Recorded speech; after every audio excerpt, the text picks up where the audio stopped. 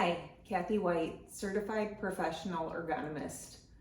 Some of you may still be working from home and some of you may be back to the office, but continuing to work at home from a setup that you've configured, hopefully in an ergonomic way for yourself. But as I continue to conduct ergonomic evaluations, I see people with less than desirable home setups, and in some cases working in those types of configurations upwards to 8 to 9 to 10 hours a day and weekends, which winds up being a lot of hours. If you're not set up ergonomically, this can lead to discomfort, which can impact your well-being outside of work.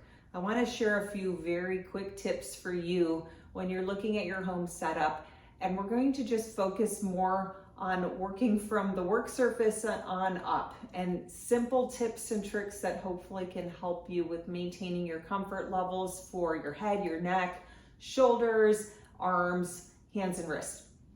You can see here I have a very, very basic fixed height work surface, and you probably have a table like this potentially at home. I see some people are working off of dining room tables. That can be okay, but you really do want to check and make sure that height is what you need for your arm position to be in what we call a neutral posture. So if you can imagine a horizontal line extending out through your forearm, you want those forearms to be approximately parallel to the floor. And I'm seeing some setups where people are too high. They're working above this height. This can lead to strain. This can also lead to awkward wrist postures. Check your work surface height. Make sure you're in a line. Your elbows extending, aligned with your wrist, aligned with your hands. So all of this is parallel to the floor, maintaining what we're calling that neutral posture. Keyboard and mouse. I still see people are working directly off of their laptops.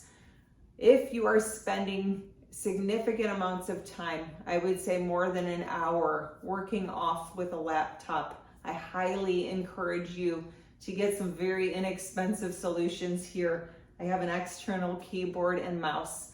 There's plenty of options available on the market. You should be able to find something that fits your budget.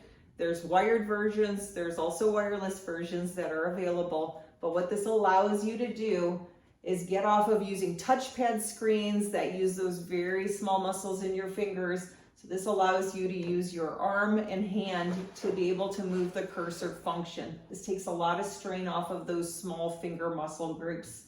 Similarly, keyboards working directly off a laptop, lots of forceful keying can take place. A lot of times I see people get into some very awkward wrist postures. If you've got that work surface that I just described at the right height, you should be able to get a keyboard externally available. Lots of options again. You can see I have a split keyboard here. You don't necessarily need one. Kind of depends. Might need an evaluation to determine that. But again, lots of options available. They're economical, wireless, or you can get a wired version that might be less expensive. Regardless, you're set up externally, and this allows you to promote that whole arm with using the mouse. It lets you try to keep these wrists in a really neutral, straight wrist posture while you're typing. You've got space here. You've got keypads that are easy to activate. They're larger, that should use less force. Those are all risk factors that you're starting to knock down to be able to decrease your risk of some kind of strain or sprain event.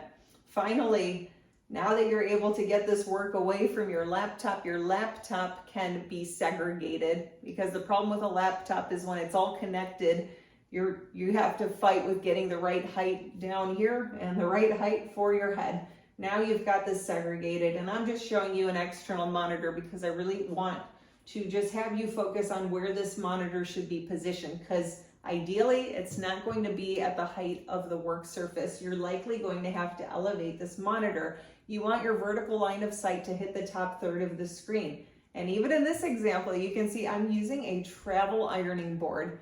Again, we're being cost conscious, we're being creative, working with what we have at home. But you can see, even with this ironing board, my height is still low. This line of sight needs to get up here about 3 inches or so. You can work with what you have.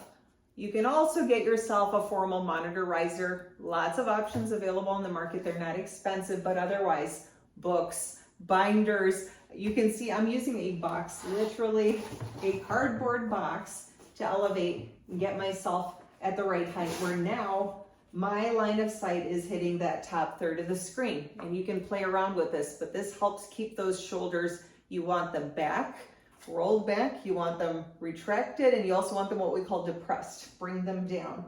A lot of times people wind up in this vulture position. They're hunching forward, trying to look at this screen. So we're trying to get you back so that you're able to view that screen without putting stress on your neck and on your shoulders. I hope some of these tips help you in future sessions here on our YouTube channel. We'll be talking more about the chair and other details